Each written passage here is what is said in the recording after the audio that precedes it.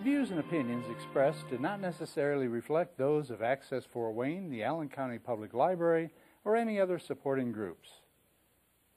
If you'd like to produce a show, call us at 260-421-1250.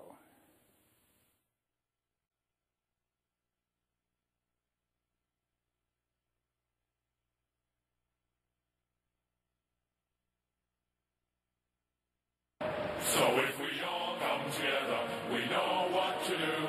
We all come together just to sing we love you. And if we all come together, we know what to do. We all come together just for you.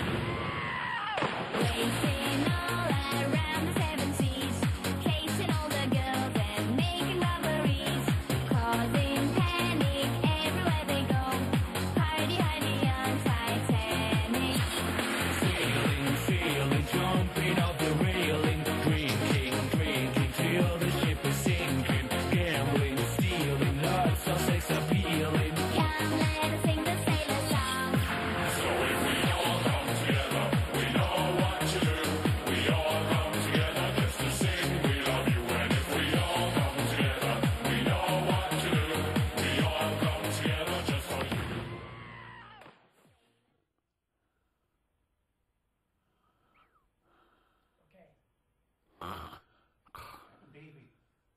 Captain Davey, wake up.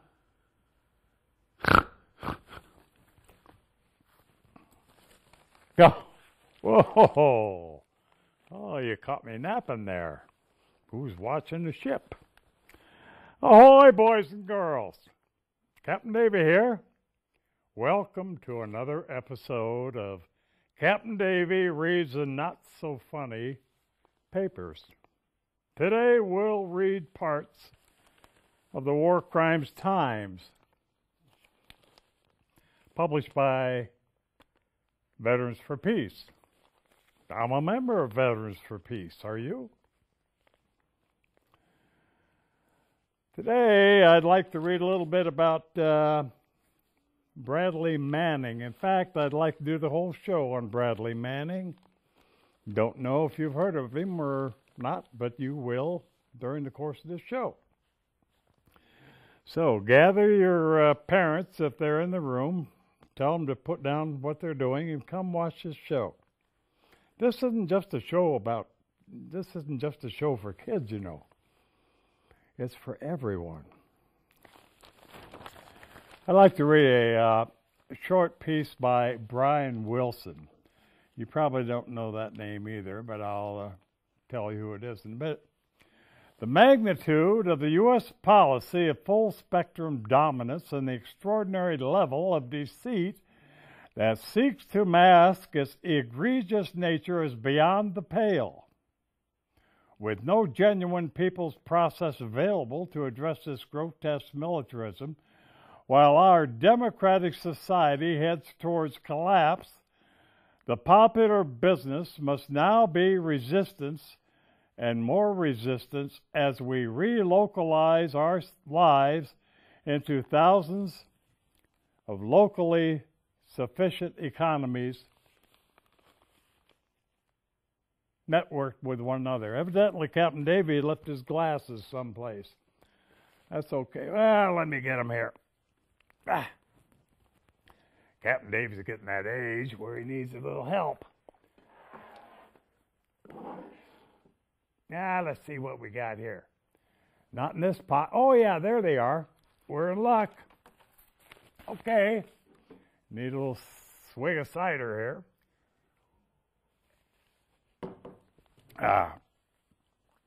Captain Davey's going to take his hat off for a while.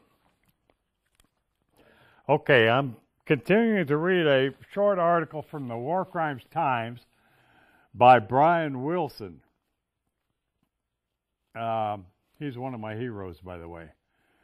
The title of it is Statement in Support of Veteran-Led Resistance to Current Military Policies. It goes on to say that U.S. warships have sailed thousands of times into foreign ports since the post-Civil War days. Today, the U.S. military and contingents of 100 or more are dispatched to at least 150 countries at over 1,000 installations. Can you imagine that, boys and girls? We have military occupations, bases, warships in over 150 countries. Astounding. Boy, that must cost a lot of money, don't you think? Yeah. All right, he goes on to say, this incredible barbarism is so pervasive, it is the equivalent of what philosopher Hannah Arendt described as the banality of evil. Banality of evil. The political process and many of her citizens barely questions this absurdity and diabolical nature, even if it is noticed.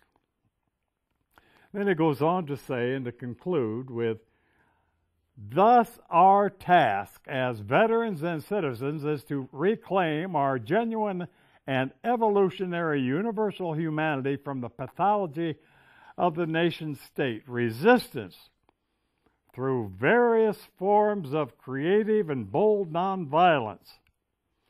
No matter the risks involved, especially at the local level, everywhere, is now our obligation, knowing our survival with dignity is at stake. And now listen, boys and girls. When I say resistance, and when he says resistance, and I'm sure Brian would agree with this, he means resistance to the tyrannical nature of the U.S. government. He's not saying resistance to your parents. Okay? Is that clear? You should mind your parents. Do what they say. Veterans who choose to become truth tellers are among the most important resources in the United States. That's truth according to Brian Wilson. By the way, I mentioned earlier in the show that this would be about Bradley Manning. It is. He'll face court-martial in September, next month. And he is seen as a traitor by some and a hero by others. Frankly, I see him as a hero. Brian Wilson is another of my heroes. Would you run the video that we have prepared there?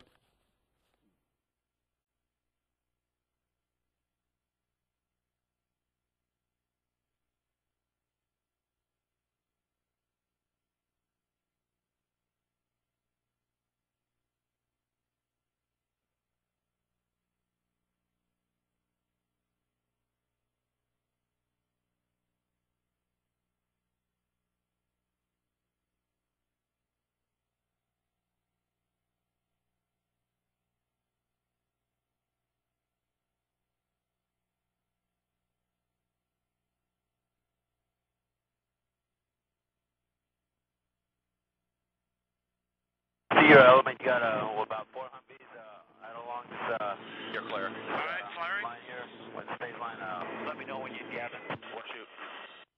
Light them all up. 202 traffic, 260s. Come on, fire. Hey, Roger. Keep shoot. Keep shoot. Bushmaster 2-6. We need to move time now. Alright, we just engaged all 8 individuals. Yeah, we got 2 birds. We're still firing. Roger. Got him. 6 is a 2-6. We'll move, but we got both. Oh, I'm sorry. Well, I was bypass. God damn it, Kyle. Alright. I hit him. Alright,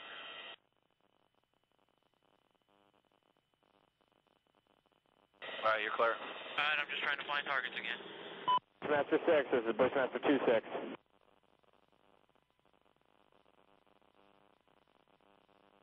Got a bunch of bodies laying there. Alright, we got about 8 individuals. Yeah, we got one guy crawling around down there, but yeah, we got definitely got some. We're shooting some more. Roger. Hey, you shoot, I'll talk. Hotel 26, Crazy Horse 18.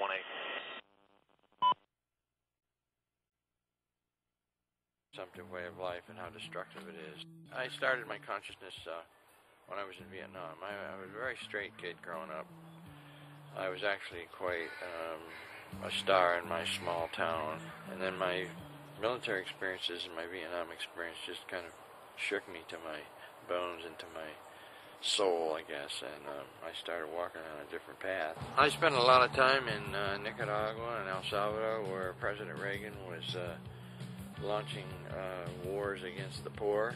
I was in a lot of villages. I saw a lot of killing. I knew the killing was happening because of U.S.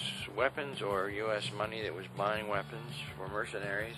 There was one moment in Nicaragua where I saw these 6 bodies on horse-drawn wagons coming in for burial in Esteli up in the mountains. And they had been killed by a counterattack nearby where I was living at the time. And I just saw those open caskets. It's kind of like I had a flashback to Vietnam right there. And it was like it all kind of synthesized into clarity that this is what imperialism's all about. It's about killing people who are in the way of whatever we want. It's called Blood on the Tracks because in 1987 I was protesting the movement of munitions to El Salvador and Nicaragua from the Department of War's major arsenal on the West Coast. A bunch of us were vigiling at the base for several months, and some people were blocking munitions trucks that were carrying the munitions to the ships, and some people were blocking trains. So I finally decided on September 1st, which was 3 months after we started, I would start a 40-day fast on the tracks blocking the trains. That day, an extraordinary event happened in that the train, which always stopped if there was anything on the tracks, accelerated to 3 times its 5-mile speed limit, and I didn't get out of the way in time and went under the train and lost my legs. So it was my blood on the tracks.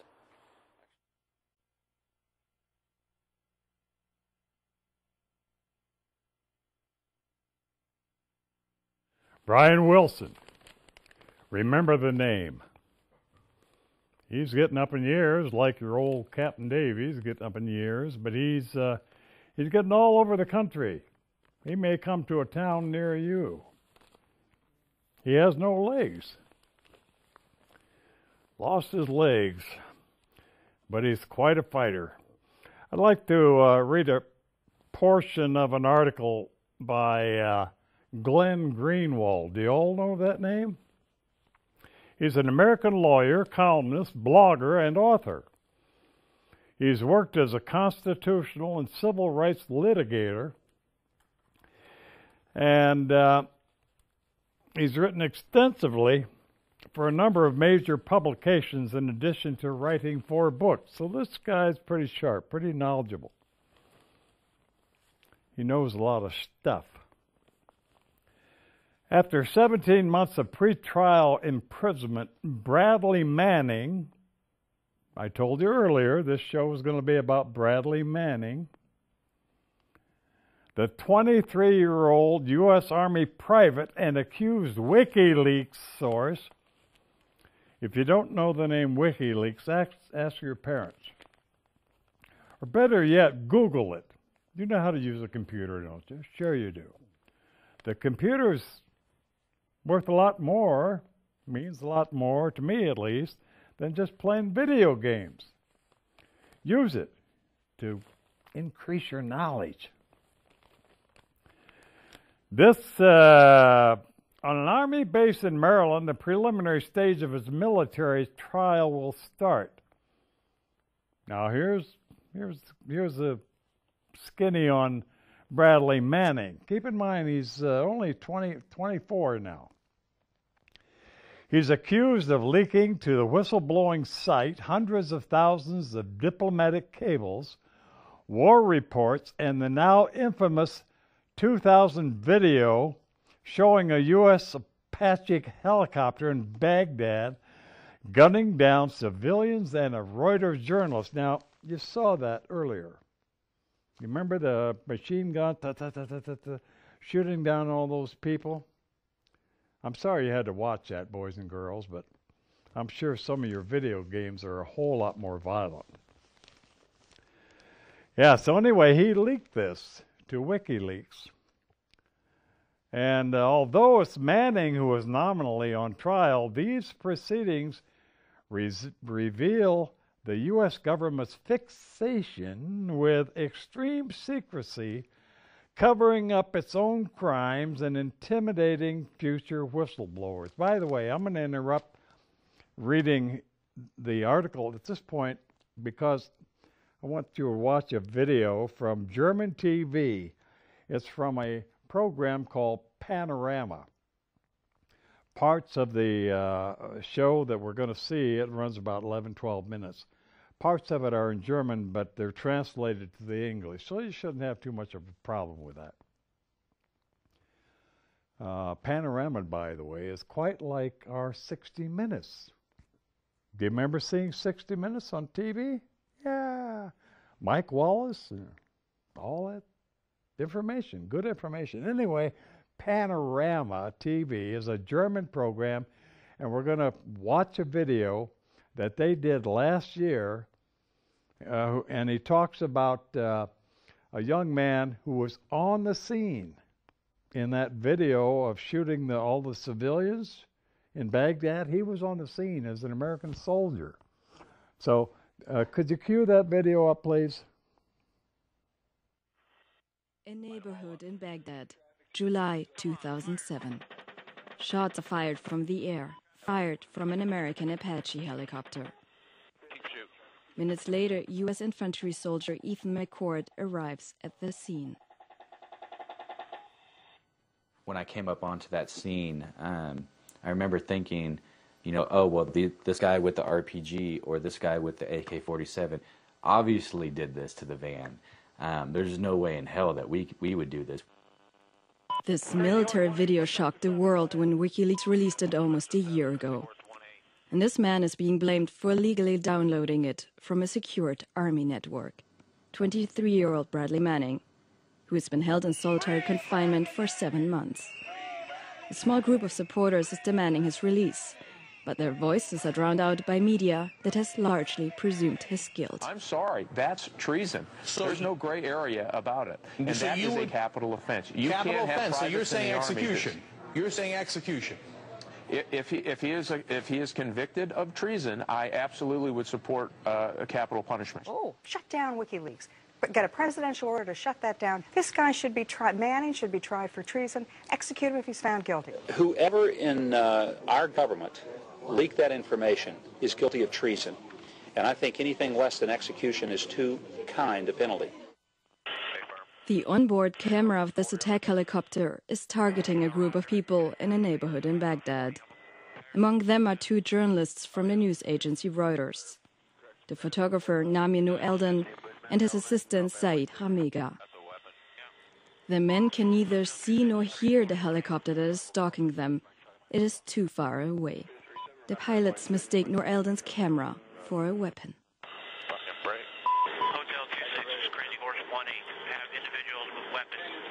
And attack them. Let me know when you have them. Or shoot. Light them all up. Come on, fire.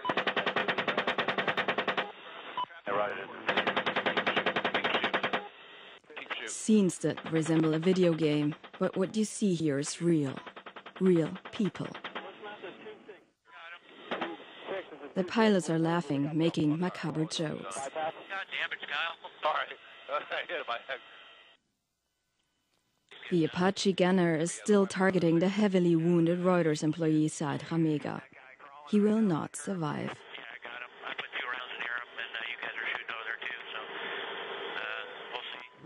Later, the Pentagon investigates the incident and concludes that chopper pilots had done nothing wrong. The attack was part of a combat operation. It was justified because earlier American soldiers had come under fire by insurgents. The Pentagon has denied our request for an interview. However, one individual has been punished, Bradley Manning, in jail accused of leaking the video. The charges: downloading and disseminating classified information. His roots lie in Europe. As a teenager, he moved to Great Britain, to the small town Haverford West. His mother is British, his father American. Here he attended school for 4 years. and graduated with Tom Dyer. He was one of Manning's closest friends. To Dyer, it is no surprise that Manning might have released the video. He remembers his friend as a great idealist, even when he was still a teenager. He had a great moral compass. He knew in himself what was wrong and what was right, and he didn't like the thought of people abusing their status and making other people feel small and doing things that were wrong. It was precisely for this reason that Manning joined the army. He said he wanted to fight for the good, but during the Iraq War he apparently started to have doubts.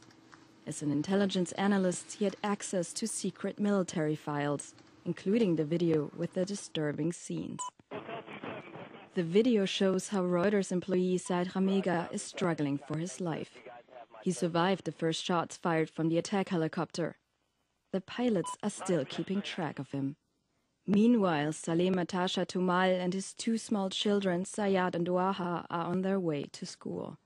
From his van, he sees the wounded Reuters employee lying on the curb. Tumal stops the car, gets out to help him. His two little children remain in the front of the van. The pilots request permission to shoot, again and again. Roger. Break. Crazy Horse 1-8. Request permission to engage. Picking up the wounded. Yeah, we're trying to get permission to engage. Come on, let us shoot. The father is unaware of all of this. He does not even notice the helicopter above him. Tumal wants to rush the wounded Reuters employee to a hospital. His compassion will seal his fate. 1-8, engage. Clear. Come on. Clear. Clear. Even when the soldiers realize that they have shot children, they only hesitate for a moment, then make cynical remarks from the air. It's their fault for bringing their kids to a battle. That's right. Since that day, U.S. Army soldier Ethan McCord has been heavily traumatized. He still cannot get the images out of his head. As an Army infantryman, he was one of the first soldiers on the scene. When he arrives at the van, he hears a 5-year-old girl scream. So I grabbed the girl and I took her into the house behind the van with a medic, and we were cleaning her up. And what I did is I took my gloves off and was pulling glass out of her eyes so that she can blink without cutting her eyes. Then McCord runs back to the van to check on the boy. The child is still alive but badly injured. He carries the boy back to the medics as well. As his superiors observe this, they vehemently order him to stop saving the children. Instead, he should do his job and secure the area they command. Another thing that bothered me was the fact that I was the only one to care enough, it seemed, for the children to try to ensure that they get medical attention. Former Army officer Ray McGovern is shocked by the actions of the pilots. He had been a CIA analyst for 27 years and an advisor to 7 presidents, including George Bush Sr. How could anyone justify shooting up that van, shooting up the person who was crawling onto the curb? These are war crimes, pure and simple. When I learned to be a soldier, an officer in the U.S. Army, I learned that you don't shoot at civilians, you certainly don't shoot at people trying to rescue the wounded, and you don't blow up vans with a couple of children in them. In the Pentagon investigation report, there's no mention of war crimes. The pilots had reacted adequately. Here's the government saying that we did no wrong, but yet they lied. They covered up the story. They covered up everything. And then all of a sudden being like, okay, well, Bradley Manning, who released this video, he's the wrongdoer in this whole situation. It's kind of like, well, we have to have a guinea pig, a fall guy. Meanwhile, Bradley Manning is isolated. His friend David House is one of the few supporting him, and besides his lawyer, the only person currently visiting Manning in prison. He is held for 23 hours a day in solitary confinement in his cell. His cell has no windows, and he's not allowed to go outside or see the outdoors. He's not allowed to exercise. The 1 hour a day he is allowed out of his cell, he's allowed to walk in chains in an empty room for an hour, and that was what the military calls exercise in this case. Conditions that resemble torture. For 7 months, Bradley Manning has been kept in the maximum security ward of the military prison in Quantico. Still without trial. The Pentagon regards the prison conditions as perfectly fine, and conservative military experts also think they are appropriate. Well, first of all, you have to define solitary confinement, which is a very broad and open-ended term as what that means. Does it mean sensory deprivation, which some people consider torture? I don't think he's suffering sensory deprivation. So, as long as somebody's allowed to have 4 hours of continuous sleep, the body can function just fine. The United Nations, however, has a different view. The UN has picked up the case and is examining the accusations of torture. Because solitary confinement has been shown to produce the kind of severe mental and psychological harm that is associated with the definition of torture, or if less severe, still associated with cruel, inhuman, and degrading treatment or punishment. That doesn't mean that your personal comfort and interests come ahead of the U.S. government. Somebody's been accused of a crime and they're being detained under the conditions which are appropriate for them. That's the way every legal judicial system in the entire Western world works. Prison without trial for Bradley Manning, freedom for the Apache pilots. Former U.S. soldier Ethan McCord finds this incomprehensible.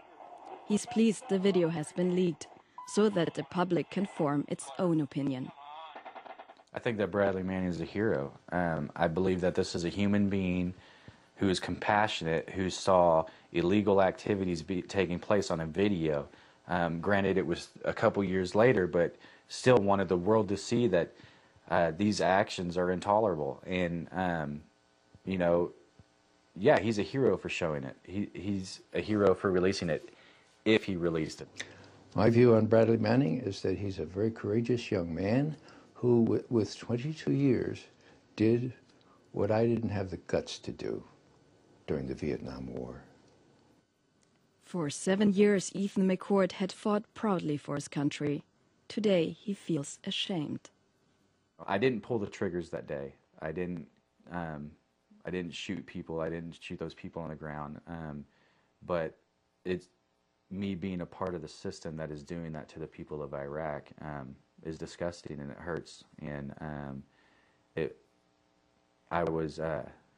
after that day, it was really hard for me to justify being in Iraq and being a soldier. And I would never be a soldier again. For the American government, it's too dirty.